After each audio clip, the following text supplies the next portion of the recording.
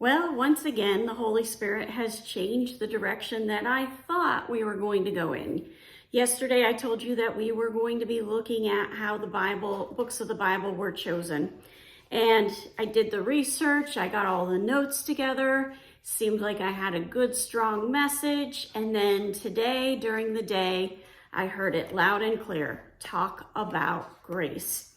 So we are shifting gears and we are talking about God's grace. We may be on this for a while, I don't know. One of the missions of the walk is to be relentlessly obedient to the leading of the Holy Spirit. So that's what we're doing. We're being obedient to that. So in the Merriam-Webster dictionary, grace is defined as unmerited divine assistance given to humans for their regeneration and sanctifications. Now, regeneration is where you are born again and you have this new life, you're that new creation. Sanctification is the process of being made holy. It's also defined as a virtue coming from God, a state of sanctification, being made holy, enjoyed through divine assistance. It's approval, favor, mercy, pardon, privilege.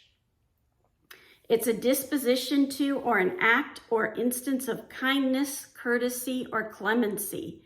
It's a temporary exemption. It's a charming or attractive trait or characteristic. So as I'm thinking this through, it is something that is desired. It is something that is very attractive to people. Why is it attractive to people? Because it is something that you cannot earn on your own. It's not something that you can go after and you can work and work and work for it.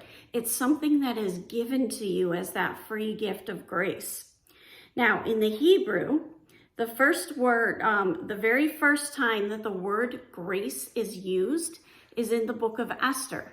Now, when I looked at the definition of this word and started to look at other places that it's used, it's also translated as favor. And there are many times prior to Esther where it is used, but the very first time it's translated as grace is in Esther. And that word is kan, and it means graciousness. It is objectively favor, pleasant, precious.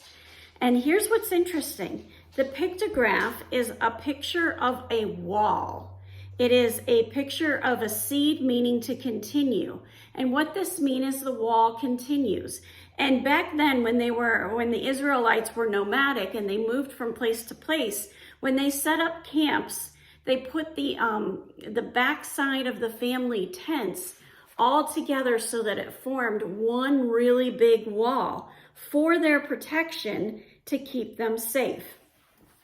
Now, you'll see this word in Esther 2:17. The king loved Esther more than all the women, and she won grace and favor in his sight more than all the virgins, so that he set the royal crown on her head and made her queen instead of Vashti.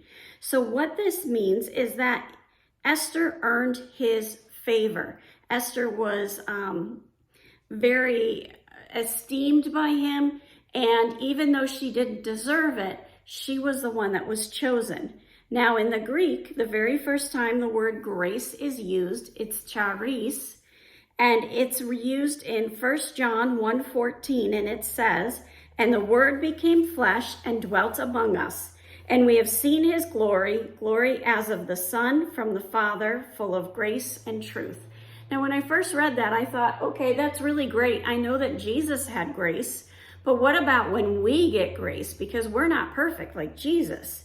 And then I got to John 1:16, and it says, "From his fullness," referring to Jesus, "we have all received grace upon grace." Not only did we get grace, we got even more grace, way more grace than we deserve. And then in John 1:17, it says, "For the law was given through Moses. Grace and truth came through Jesus Christ." Because of our relationship with Jesus Christ, we have that unmerited favor. God looks at us, he smiles, he cherishes us, He thinks that we are amazing, even if we don't think that of himself. And that's what his grace is all about. Have a wonderful day. God bless, and keep walking the walk.